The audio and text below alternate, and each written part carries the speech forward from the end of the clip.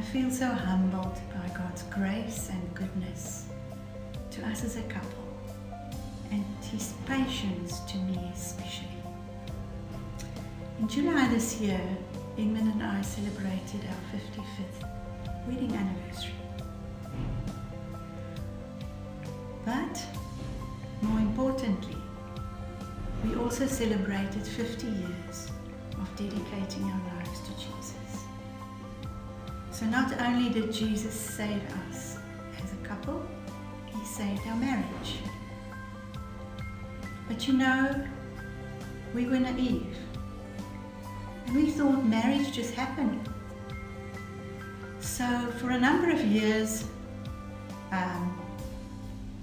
raising 5 kids and doing the work of the mission, we never realized, but after a number of years, we then discovered our marriage was in trouble again.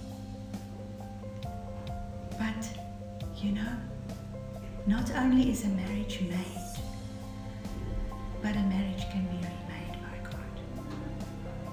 So He gave us the opportunity to go on a weekend's marriage encounter weekend.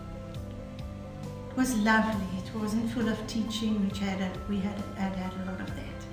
It was relaxing, it was romantic, and it was meaningful to help us to connect.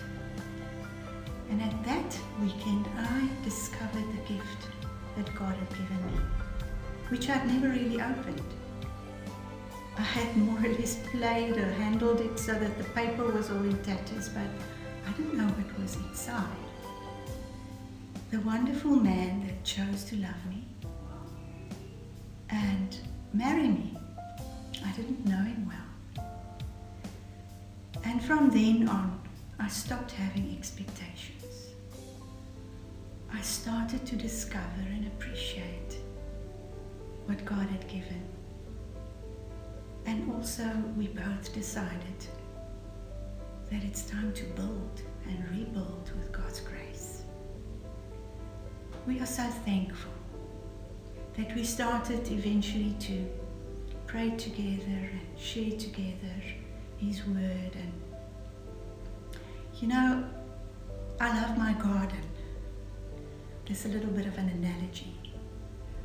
It's established now after 15 years, and I love it, and it gives us lots of pleasure, and it reminds me a bit of our marriage. It still needs care. It still needs watering and feeding and weeding and pruning and planting some new flowers every year for color. So much like a marriage. And I don't have to do it alone. Edmund and I have an helper, and that helper is the Holy Spirit. We can just ask Him and He helps us. We give Him the glory. We are thankful. And I want to say, if God can do it for us, He can do it for anyone.